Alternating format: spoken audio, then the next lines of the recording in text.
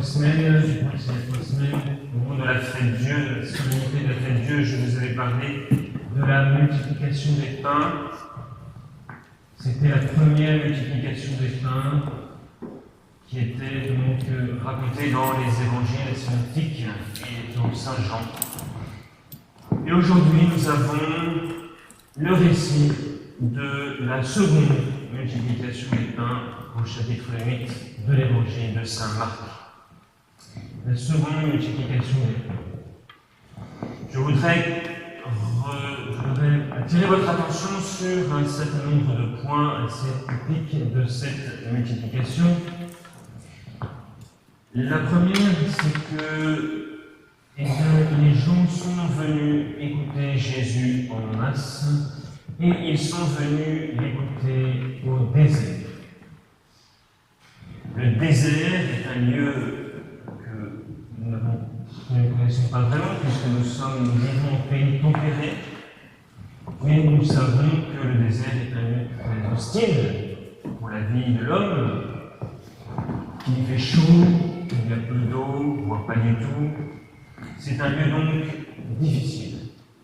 Eh bien, aussi étonnant que cela puisse paraître, eh bien c'est là que Jésus est allé prêcher. Ceci, eh bien,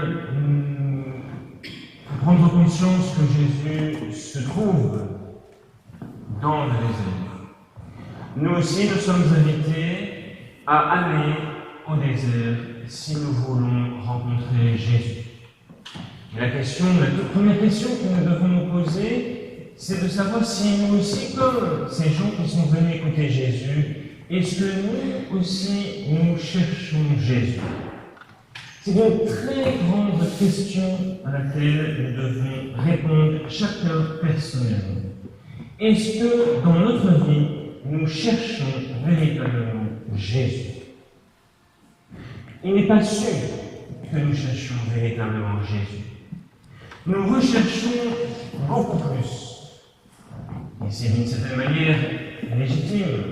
Nous cherchons à ce que notre vie ici-bas se passe le moins mal possible. Nous cherchons à vivre finalement sur notre petit nuage rose ici-bas sur cette terre.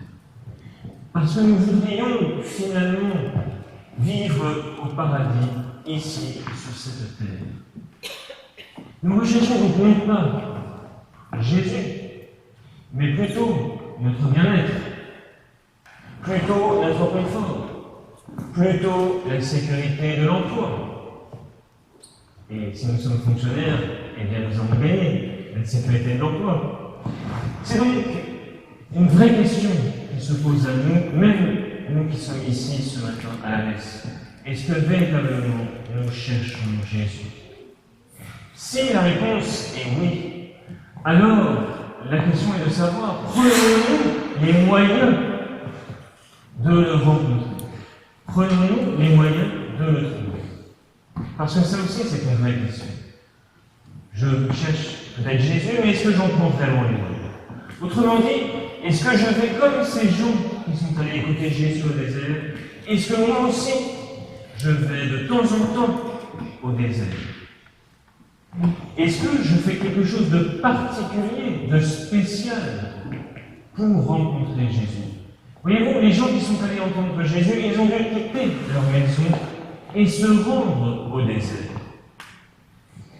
Vous savez que je prêche des retraites, et je vais en prêcher une la semaine prochaine. Et bien précisément, les retraites, c'est cela.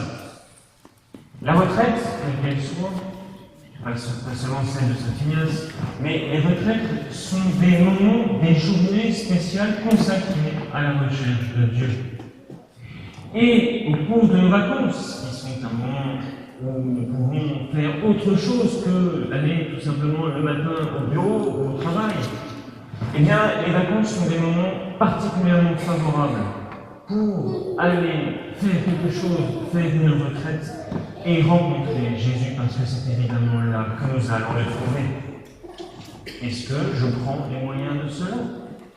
Est-ce que je fais l'effort de quitter mon chez-moi, non pas seulement pour aller à la plage ou à la piscine, ou dans je ne sais quel parc d'attractions et je ne sais quelle activité des vacances, bien évidemment qu'elles sont nécessaires, mais est-ce que aussi, dans mon temps de vacances, eh bien, je prends la peine de faire quelque chose de particulier pour rechercher Jésus et pour le trouver. Ces gens, cette foule, 4000 hommes, et sans compter les femmes et les enfants, nous dit l'évangéliste plus tard, eh bien, ils sont allés au désert, ils ont pris le temps de quitter chez eux et d'aller dans un lieu particulier pour rencontrer Jésus. Et dans la retraite, eh bien, il y a quelque chose de désertique, en particulier quand la retraite est en silence.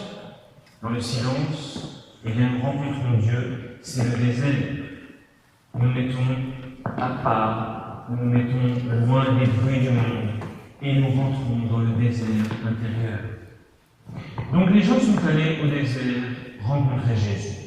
Deuxième chose sur laquelle je voudrais insister, eh bien, c'est que Jésus nous montre ici son immense miséricorde pour la foule. Il appela ses disciples et leur dit « J'ai pitié de cette foule, car voici déjà 3 jours qu'ils restent avec moi, et ils n'ont pas de quoi manger. » Et Jésus continue en disant « Si je les renvoie chez eux à jeun, ils vont défaillir en route. » Regardez comme Jésus est attentif eh bien, à la souffrance humaine du corps humain qui, effectivement, s'il n'a pas mangé pendant 3 jours et qu'il est au désert, c'est certain qu'en rentrant chez eux, il va y avoir des insolations et des grandes faims et donc ils vont succomber.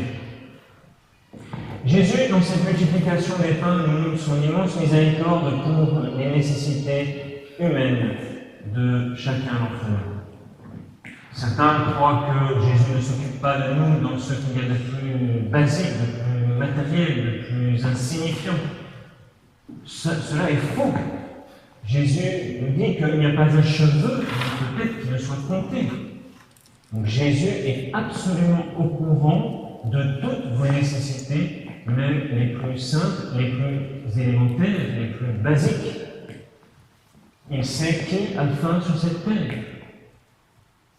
Jésus nous montre ici, dans ce miracle de la multiplication des pains, combien il est attentif aux besoins et aux nécessités de chacun d'entre nous. Nous pouvons lui faire confiance. Nous devons lui faire confiance. Et même s'il y a des difficultés, Dieu sait pourquoi il y a ces difficultés. Pourquoi est-ce que, par exemple, nous n'arrivons pas à joindre les deux bouts? Dieu veille. Dieu est plein de miséricorde. Jésus, bien qu'il nous ait dit, je vous l'avais rappelé il y a 3 semaines, bien qu'il nous ait dit que l'homme ne vit pas seulement de pain, mais aussi de toute parole qui sort de la bouche de Dieu, c'est aussi que nous avons vraiment besoin de pain. Que nous ne pouvons pas seulement nous occuper de notre âme comme si nous n'avions pas de corps. Non, bien sûr que non. Il sait les nécessités de notre corps. Voilà, mes bien chers frères, ce que nous pouvons dire sur cet évangile. Ayons à cœur, mes bien chers frères, aussi de penser à bénir notre table avant de manger. Dans les 2 récits des multiplications des pains, Jésus rend grâce, il bénit les aliments qui vont être mangés et qui vont être multipliés. Est-ce que nous pensons à bénir notre repas avant de manger à table? Est-ce que nous pensons, après le repas, à rendre grâce pour cette nourriture qui nous a été donnée? Ou est-ce que nous nous jetons sur la nourriture comme des petits cochons qui vont à la gamelle? Nous ne sommes pas des petits cochons qui vont manger à la gamelle. Nous ne sommes pas comme des chiens ou je ne sais quel animal. Nous sommes des êtres humains et nous savons que tout nous vient de la main de Dieu. Et qu'il est beau de rendre à Dieu ce qui lui est dû, à savoir notre action de grâce. Je vous en parlais à l'instant dans les annonces. Qu'il est beau de rendre grâce. Les animaux ne savent pas rendre grâce. Si, ils viennent battre la queue, ils viennent vers leur maître, donc ce n'est pas pour rendre grâce, c'est pour demander la prochaine gamelle. Eh bien, nous, nous avons la possibilité de rendre grâce au Seigneur pour la nourriture qu'il nous a donnée. Donc pensez avant de prendre vos repas, pensez à bénir le repas et à la fin du repas à rendre grâce. Et n'oublions pas aussi, et je terminerai avec cela, que les repas sont faits pour être partagés. Partager le repas. Il a partagé les pains et les poissons. Ils ont mangé tous ensemble. C'est important aussi cette dimension du partage dans le repas. Dans certaines familles, dans certains milieux, il y avait toujours la place des pauvres qui était prévue à la table. Est-ce que nous pensons aussi à cela? Est-ce que nous pensons à inviter, retenons chez nous les uns ou les autres, ceux qui ont besoin, ceux qui sont seuls et qui mangent leur repas tout seuls?